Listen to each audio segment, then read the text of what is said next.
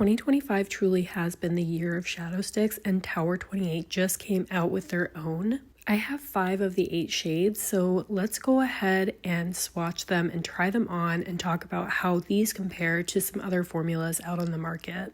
This discussion is going to be particularly helpful if you are considering picking these up or are just curious about how the different formulas that are out right now compare to one another. I've done several videos on shadow sticks, so as I talk, I'm going to also link these videos in the cards in case they're helpful for you. I picked up 5 of the 8 shades I felt would be most flattering for my skin tone, so starting off with the shade Garden, this is an ethereal purple and it has a blue sparkle and shift.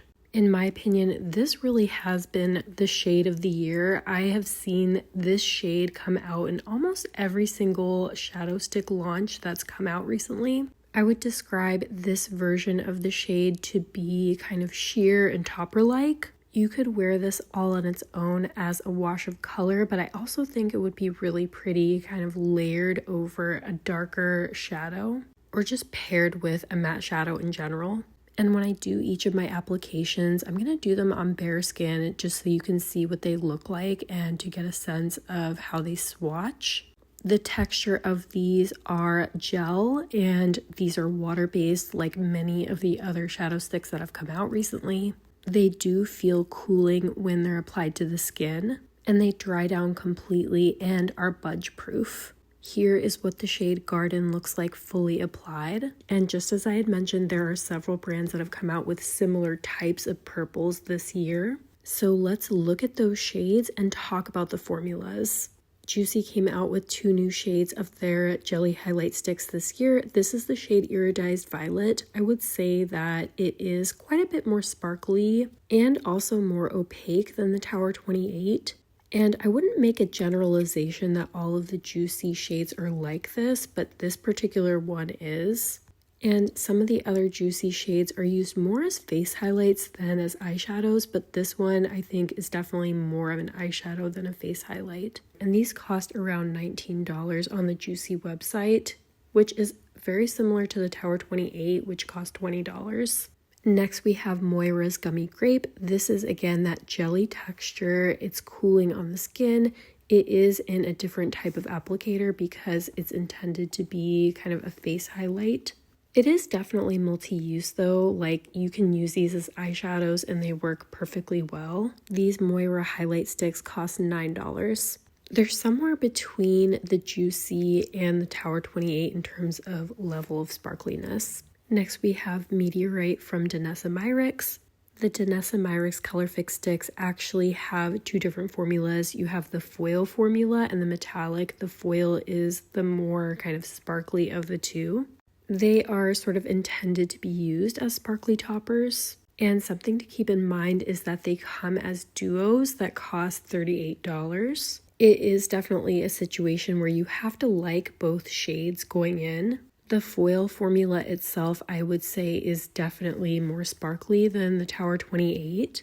And I would say that in general, not just for these specific shades. The metallic formula is certainly not as sparkly. It's intended more to be shiny and opaque and sometimes as a base for the foil shades. Next, we have Fenty's Miss Prissy in the Shadow Sticks Diamond formula. This texture is not a wet one. When you apply it to the skin, it feels more like you're using a gel eyeliner. This shade itself is a little bit more sparkly in my opinion. The Fenty shadow sticks are more in that $25, $26 range. And as of right now, they only come in 3 shades, and I don't know if they're going to be permanent because the brand's kind of been hinting that they're going to be limited edition. Last but not least, we have the shade The Dreamies from Half Magic. In terms of texture, I would say that it is somewhat similar to the way that the Fenty feels and how it applies. I would say this one isn't as kind of overtly as sparkly as some of the other shades in the line. These sparkle sticks cost $25 and they are sometimes 50% off during the Ulta 21 Days of Beauty. So they are a product that I've seen go on a pretty deep discount in case you're interested in purchasing them. And here is what all of the shades I just talked about look like swatched on my arm. I would say that based on this, the Half Magic and the Tower 28 look the most similar. But truly, with all of these shades, you're going to get a similar vibe. Within this shade family, the Danessa Myricks and the Joocyee are the most sparkly. And just in general, the Danessa Myricks foil formula is just amongst the sparkliest shadow sticks that I've tried. Okay, now I just have a couple other formulas I wanted to show in comparison. This is KVD Dazzle Stick in the shade Dusk Rush. It's a gel texture. It's not water-based. I love these very much, although I have heard that KVD might be going out of business. I'm not sure, but the rumblings are definitely out there. The KVD shade is definitely deeper than the Tower 28. This is the Dose of Colors. It's literally magic sparkle stick. It is in the shade Icy. These are definitely very, very sparkly. I like to think of them as sparkly toppers. They're only out in 2 shades, so I can't do a shade comparison. And the Dose of Colors cost $26. This is a water-based gel texture with a cooling property when applied to the skin. And then last but not least, I'm going to talk about the Urban Decay Shadow Stick formula. I would say that this formula is not very sparkly. It's more of like a sheen on the skin. And because it's inspired by the Naked palette, the shade offerings are all neutral. The texture of these is very much like a glidey gel eyeliner. And each of the Urban Decay shades cost $25. The next shade that we have from Tower 28 is called Avalon, and I would describe this shade as a sort of coppery rose gold. And I also want to note that I think that the sparkle level of the next 4 shades is definitely higher than the shade Garden. All of them look more foiled, more opaque in my opinion than the shade Garden. I think there's just something a little bit different about the formulation of Garden compared to the other shades that I tried from Tower 28, at least in terms of its level of opacity. Here is what the shade Avalon looks like fully applied. And for each of the Tower 28 shades, I wanted to include some comparisons as well. I would say that the shade Avalon is most similar to the shade Cassiopeia from Danessa Myricks. The third Tower 28 shade that I have is called Bungalow. I would describe this as a very kind of warm, mid-toned gold. And I think of all of the other golds I have in my collection from these various shadow stick launches, I don't have one that's quite this tone of gold. Just like the shade Avalon, it applies very opaquely and it has quite a bit of sparkle.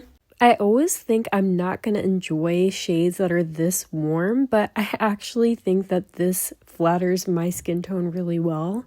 I like the brightness of this shade, I like the way it pops on my skin, and I like that it's shiny and sparkly. For all of these shades, I'm just really trying to make sure that you are seeing a good eye swatch. I don't know about you, but in general, I find that the online swatches don't really help me understand what a shade is going to look like. And here are my comparisons to Bungalow. I really don't think I have a gold that's quite like it. The one that's most similar is probably Magic Hour from Danessa Myricks.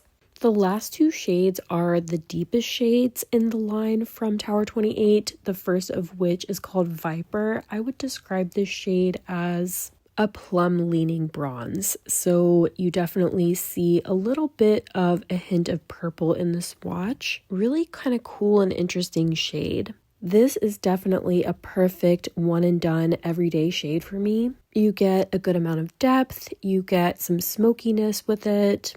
It looks like you took more time to do your eyeshadow than you actually did. One thing I really like about this formula too is that it applies very smoothly. A lot of the other formulas also do apply somewhat smoothly, but I feel like if you've tried formulas like this, you probably know what I'm talking about. And here are my shade comparisons for Viper. I really don't have a shade that's quite like it. To me, it almost looks like if you were to mix Orion Nebula and Celeste together. Celeste is a little bit too purple and Orion is a little bit too bronze.